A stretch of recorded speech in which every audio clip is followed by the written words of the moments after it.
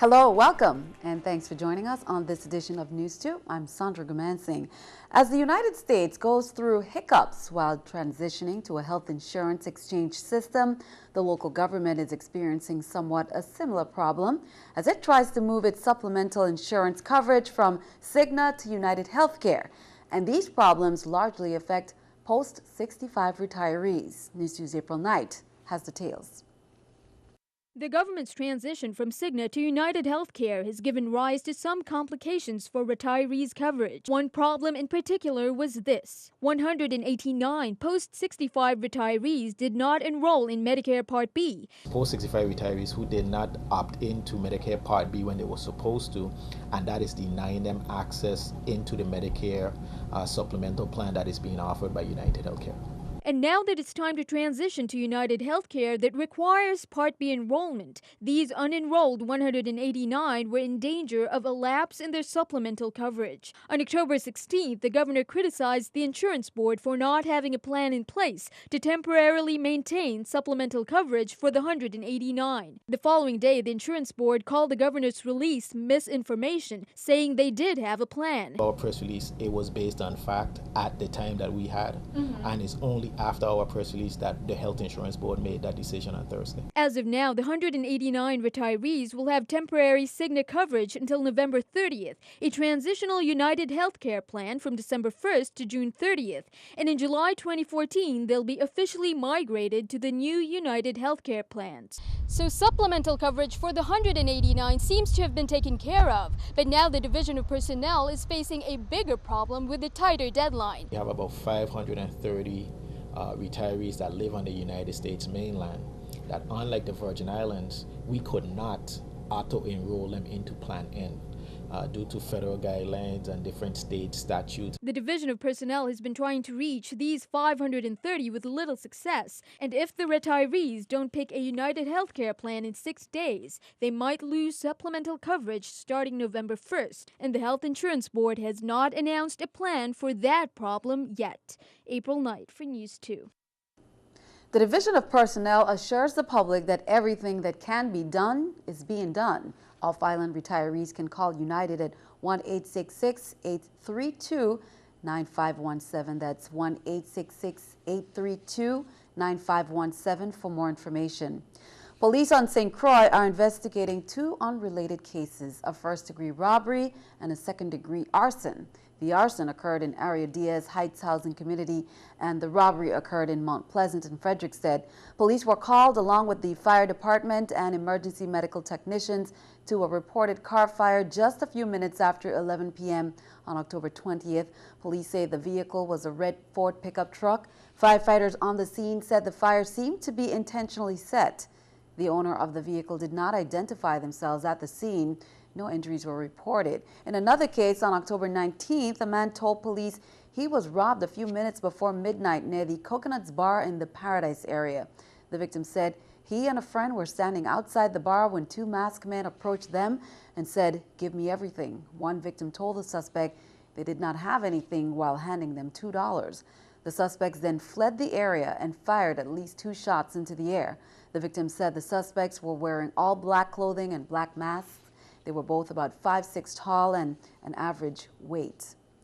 Public Works Commissioner Darryl Smalls, along with representatives of the St. Thomas and St. John ferry boat franchise, are in New Orleans to partake in first of 2 trials for 2 ferries that will soon ply the waters between St. Thomas and St. John. Commissioner Smalls also comments on the buses that were acquired for the territory. News 2's Shanika Robinson has details. Ferry boat operators in the St. Thomas-St. John district, along with Public Works Commissioner Darryl Smalls, are in New Orleans to partake in a 2-sea trial for new ferries that will soon ply the waters between St. Thomas and St. John. You know, we're on the Harvey Canal here in New Orleans doing the sea trials for the vessels. These vessels, like I said, are state-of-the-art, meeting Coast Guard requirements and all the EPA emission requirements. At a cost of over $3.5 million each, the 2 vessels are designated solely to operate between Red Hook St. Thomas and Cruise Bay St. John. Commissioner Small adds that the purchase of these ferries will benefit the territory in the long run. What these 2 vessels will be able to do, being that they're fuel efficient, we should see some reduction in operational costs to some extent. The ferries are expected to be operating in the territory a lot sooner than later. Within the next 30 days, these two vessels will be arriving in the territory. And being able to bring them to the territory to improve transportation between the St. Thomas and St. John is going to be a tremendous benefit to the territory. While on the topic of transportation, Commissioner Smalls mentioned that the department was able to acquire heavy-duty buses for the territory. Through the national bus sales, the territory will be purchasing 10 heavy-duty buses. These would be the larger buses that currently traverse each of our roadways in each district. In addition, 12 medium-duty buses will also be acquired as well. So you have the 10 heavy-duty buses coupled with the 12 medium-duty buses here in the territory. We anticipate within 12 months, pursuant to the contract, that the delivery of these buses, this long-awaited buses to the territory. Shaniqua Robinson, News 2. And be sure to count on News 2 to keep you updated. Well, in other news, Coral World's planned dolphinarium facility at Water Bay got the okay from the Senate's Economic Development, Agriculture, and Planning Committee. It got a unanimous decision, 6-0. The dolphinarium, if built, is expected to bring an additional 35,000 visitors to the territory every year, which amounts to $4 million more into the government coffers. The facility, which would be built by Coral World, is projected to cost $5.2 million. The dolphinarium proposal is expected to be reviewed by the full legislature on Wednesday. If it passes the legislature, the U.S. Department of Agriculture will then need to approve the facility before dolphins can be brought in. The National Oceanic and Atmospheric Administration's National Marine Fisheries would then need to approve an import permit for the dolphins before final arrangements are made. The Department of Planning and Natural Resources has a brand new program in place that will offer tax incentives for property owners. The Visitable Housing Design and Incentive Program began October 1st through the Building Permits Division, and it will allow homeowners to get as much as 20% off their property tax bills. News 2's Erica Parsons has that story. We worked with these 5 groups. We developed a brochure. We worked with the legislature. We worked with DPNR, and lo and behold, it's here. Mark Vincent has been pushing for legislation that would make homes more friendly to people with disabilities. The Americans with Disabilities Act makes provisions for public accommodations. It does not make any provisions for private homes. In 2011, the VI Senate passed the Visitable Housing Design and Incentive Program law. What that program offers for residents of the Virgin Islands who own a home or plan to construct a home, they can actually get an incentive to make their homes more visitable, meaning anyone with a disability will have easier access. You make your home accessible to the extent that there's a accessible entrance with doorways on the first floor, 32 inches minimum, and passageways the same, with a bathroom on the first floor that's accessible to a person in a wheelchair, and that the walls on the shower or tub are strong enough to support grab bars of a sheer weight of 300 pounds. Effective this month, the Department of Planning and Natural Resources has established an application and permitting process for people who want to apply for and obtain the certificate that says their home is visitable. DPNR officials have just put in place the rules and procedures for the incentive program, and it means a 20% property tax break for 10 years. The incentive applies to homes constructed or renovated after October 27, 2011. For Mark and the people he advocates on behalf of, it means not just a more comfortable visit, but a safe one. We need to look at the long term in our lives.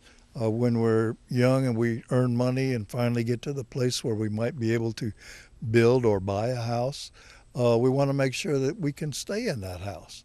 Erica Parsons, News 2. Now, for more information on the Visitable Housing Incentive Program, residents can contact the Division of Building Permits on St. Croix at 773-1082 or on St. Thomas at 774-3320. The Obama administration is coordinating what it's calls a technology search to improve the healthcare website plagued with problems since its launch. House Republicans are trying to get the bottom of what went wrong and identify who is responsible.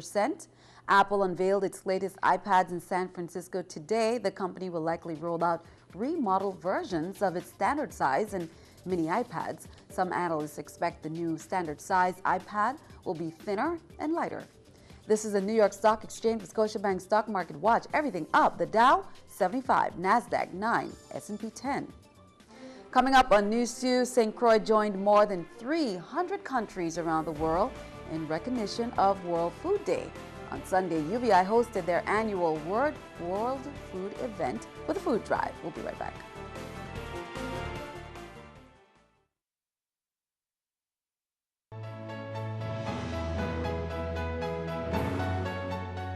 St. Croix joined more than 300 countries around the world in recognition of World Food Day. On Sunday, UVI hosted their annual World Food event with a food drive for the hungry, food and drink vendors, farmers, competitions, educational workshops, and entertainment for the entire family.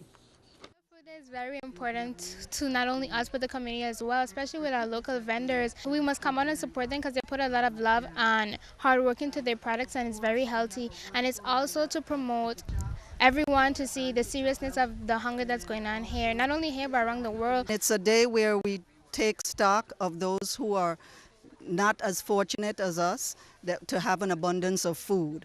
And so we look at how can we contribute and help to bridge that gap. So here at the university, at the Cooperative Extension Service, we try to educate our youngsters by including the schools into our program. Meanwhile, World Food Day had lots of entertainment, and debuting for the first time was the University of the Virgin Islands Jazz Ensemble. Also performing were the Concert Band and Steel Ensemble. These programs were all started this year. The Steel Ensemble and the Concert Band, we started in the spring of 2013, and then this fall we started a Jazz Ensemble. So we're going to slowly grow, from where we were to where we are today. I'm hoping that we could, really build a music program here at St. Croix. And in other UVI news, international guest lecturer and best-selling author Dr. Dennis Kimbrough presented the second lecture in the University of the Virgin Islands annual 13D Entrepreneurship Speaker Series. Kimbrough shared his insights on how Americans can reach their untapped potential with a lecture on making the wealth choice. Start where you are with what you have, knowing that what you have is plenty enough. What's the first key to momentum? Taking the initial step. Taking the initial step. Sooner or later, you got to write your life goals. And last night I was talking to a young lady, and she's a student at UVI, and she told me that her major is computer science. She would like to go on to earn a doctorate, but sooner or later she says that she knows that she has got to, raise and develop wealth in her life, and she was asking me how to do that. And I asked, well, what are your particular goals outside of your education? She couldn't answer the question. And I said, until you answer that question, if you don't have a goal, you make it your goal to find the goal. Well, the Domestic Violence Awareness Month activities are still in full swing. On October 23rd on St. Thomas, there is a panel discussion and open mic at UVI's Sports and Fitness Center at 5:30 p.m. Then the most anticipated event, which is the Take Back the Night March, will take place on October 24th on all three islands. On St. Croix at Market Square in Christiansted, that's at 6 p.m. On St. Thomas at Emancipation Garden, also at 6 p.m. And on St. John at Cruise Bay at 5 p.m. On October 31st, the Domestic Violence Awareness Month wrap-up will be held at DVSAC from 2 p.m. to 5 p.m. This final event is open to the general public. Well, the Hope Agency recognized some outstanding leaders during their gala at the Marriott Frenchman's Reef on Saturday, October 19th. The honorees were Ms. Ivy Moses, CEO, founder of Hope, and Cheryl Boynes-Jackson, Lorna Freeman, 340 Boxing, Julius Jackson, John Jackson, and Samuel Rogers, My Brother's Workshop, and Dr. Jerry Smith for being goodwill ambassadors of the U.S. Virgin Islands. To celebrate receiving its certificate, the agency needs to become a chronic disease clinic nonprofit. Hope Inc. hosted that event for that purpose. Hope is also known as helping others in a positive environment. It was started in 2000 as an AIDS service organization, and now it provides prevention and referral services for hypertension, diabetes, HIV, and obesity. The 4th Annual Cancer Survivor Appreciation Day is coming up on October 29th at the Charlotte Kimmelman Cancer Institute, which is a division of the Schneider Regional Medical Center. That's from 10 a.m. to 4 p.m. Cancer survivors will be celebrated with free services by businesses in the community, such as manicures, therapeutic massages, haircuts, and styling for men and women. Professional makeovers and an overall day of pampering will be in store. For more information on how you can get involved in the Cancer Survivor Appreciation Day on October 29th, be sure to call 775-5433. Well, October is Family History Month. The Caribbean Genealogy Library on St. Thomas held an open house in recognition on Saturday, October 19th. Attendees enjoyed tours and presentations were given by local historians. Carol Berry briefly talked about her extensive family tree and encouraged the people in the audience to actively reach out to their grandparents for family and community history information. Leal Robinson gave a rousing presentation on local sayings called "'Tis Ting to Talk." Former Governor Charles Turnbull was also in attendance and gave a brief presentation. Nadine Marchena Ken presented on Jewish family history, the Gomez and Marone families. Caribbean Genealogy Library's mission is to identify, preserve, and provide access to Caribbean genealogy, history, and cultural heritage information resources for the Virgin Islands and the Caribbean. The library houses unique and rare books on Virgin Islands history and culture, funeral booklets, microfilms, and much, much more. Well, be sure to stick around. Your News 2 AccuWeather forecast is coming up next.